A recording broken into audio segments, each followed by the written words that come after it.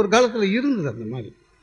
ஆனா இன்னைக்கு தமிழ் பத்திரிகைய டமார் டுமில் தலைப்பு செய்திங்க, டுமில் டமால் இப்படிதான் வைக்கிறோம். நாங்க சொல்றது பண்பாடு எங்க சிதையுது தெரியுமா?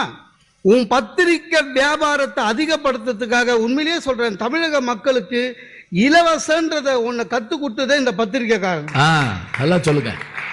தீபாவளி மலர் கங்கை நீர் வருகிறது, ஏண்டா தீபாவளி மலர் 120 ரூபாய், கங்கை நீர் இலவச இணைப்பு.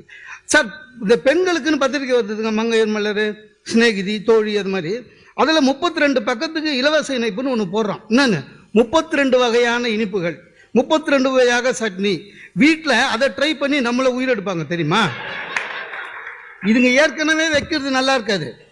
அன்னைக்கு என் ஒய்ஃபு ஒரு சின்னதாக செவப்பா எதை எடுத்துட்டு வந்து கொடுத்தா, என்னது இதுன்னு, மஷ்ரூம் அல்வான்னா. என்னது அப்படின்னா மஷ்ரூம் அல்வா. உனக்கு இது செய்ய தெரியாதேன்னு. இல்லை, அந்த இலவச இணைப்பில் நடிகை நளினி சொல்லி கொடுத்துருக்காங்கன்னா. அந்த அம்மா பாருங்க, நடிக்கும் போது நம்மளை பழி வாங்குச்சு. இப்ப ஃப்ரீயா போயும் பழி வாங்குது. இதான் இந்த மாதிரி வேலையை ஆரம்பிச்சுதான் சார். மனசாட்சியே இல்லாமங்க ஒரு பத்திரிக்கை, அந்த பத்திரிக்கையில முழு பக்க விளம்பரம் கொடுத்தா 10 லட்சம் ரூபாய். அந்த 10 லட்சம் ரூபாய் ஒத்துருக்கிற பத்திரிகையில நடுவு பக்கத்துல வெறும் உதடுங்க. கீழே இந்த உதடு எந்த நடிகைன்னு கண்டுபிடிச்சுன்னா உனக்கு 1 லட்சம் ரூபாய் போறோம். பையன் பார்த்துட்டு வெள்ளையா இருக்குது, ஒருவேளை அமலா பாலான்றான். என்ன என்ன எங்க கூட்டிட்டு போறீங்க எங்களை?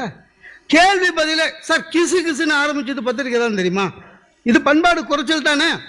நம்பர் நடிகையுடைய காதலன் இப்போ எத்தனாவது காதலன் ரொம்ப முக்கியம் நாட்டுக்கு. இவன் என்றான், பிரபுதேவா 1, சிம்பு 2, அது